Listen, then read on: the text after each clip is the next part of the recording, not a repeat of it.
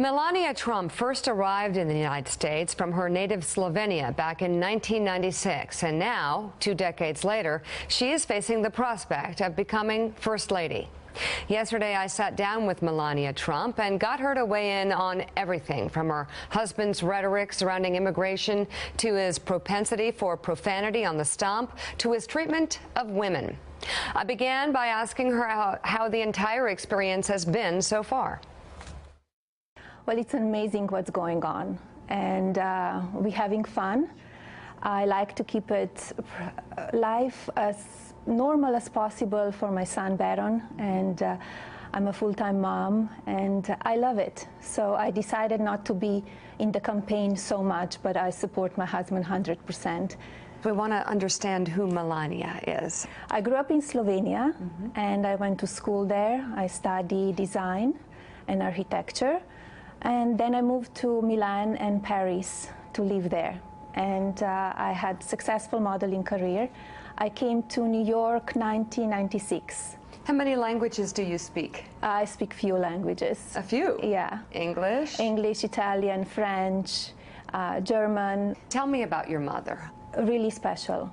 She's with a lot of elegance and style. She was in fashion industry for a long time. What did your father do? He was a salesperson, and then he was a manager of the company. And once the Slovenia separated and was possible to have own business, he opened his own business. What was it that you saw in Donald when you met him or fell in love with him? His mind, amazing mind, and very smart, very charming, a great energy. We have a great relationship. We are own people. I'm my own person, he's his own person, and I think that's very important. I don't want to change him, he doesn't want to change me. I got a list of terms that have been used to describe your husband from the left, the right, and the center, and they're not pretty. From stupid to demagogue, jerk, idiot, racist, sexist, race-baiting, xenophobic, vulgarian-in-chief, textbook narcissist. It goes on. What do you make of all this when you hear it? It's normal that will come up. We are prepared for that. We have a thick skin, and we know that people will judge him and people will call names, and they don't give him enough credit.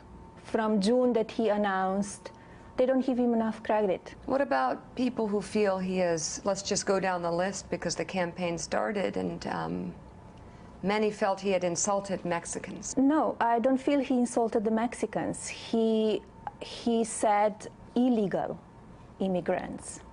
He didn't talk about everybody. He talked about illegal immigrants. And after a few weeks, like after 2 weeks, giving him a hard time and bashing him in the media, they turned around. They said, you know what, he's right. He's right what he's talking about. And he opened conversation that nobody did. But you're an immigrant. Yes. Do you ever think he's gone too far? I follow the law. I follow a law the way it's supposed to be. I never thought to stay here without papers. I had visa, I travel every few months back to the country, to Slovenia, to stamp the visa. I came back, I applied for the green card, I applied for the citizenship later on after many years of green card. So I went by system, I went by the law. And you should do that. You should not just say, okay, let me just stay here, and whatever happened, happens. When he talked about a ban on Muslims, which can't happen for so many reasons. I mean, do you ever think he's going too far with some of this? Well, do you ever worry about it? Well, what he said is it will be temporary, and it's not for all the Muslims. It's the one, we need to screen them who is coming to the country. He wants to protect America. He wants to protect people of America so we have a country and keep a country safe.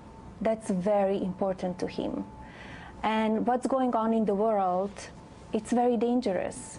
You have people coming in the country, you don't know who they are. You don't know what they will do. And that's why he was talking about that. It's temporary. We need to figure it out how and what we will do that we know who is in this country. What about some of the language he uses? He curses. Well, do I agree all the time with him? No, I don't. And I tell him that.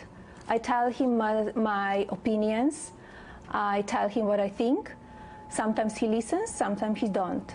In what areas do you advise him? I follow the news from A to Z. And I know what's going on. I'm on the phone with my husband a few times a day. He calls me, I call him, I tell him what's going on. He's on the road. And I give him my opinions. Let me ask you about women. He's taken a lot of criticism, kerfuffles, of course, during the debate with Megyn Kelly. In the Trump organization, how are women treated compared to men? They're treated equal. I see him in life. He treats women the same as men. He will tell you what is in his heart, what he thinks. He will not hold it back. If you're a woman, you are human. You're human. You're not. It's a woman or a man. It's no difference. You are human. So I asked Melania if there were any specific issues she hopes to take on if her husband wins the White House. She said she has ideas, but wouldn't reveal yet what they are. So what was your take? She's focused on their son. Yeah, what was your take? Yeah, I've met her on many occasions before, and so I was not surprised. She's extremely cultured and articulate. She speaks many languages, and I thought that, you know, she put it out there and explained exactly who she is and where she's come from, and people can make their own decisions.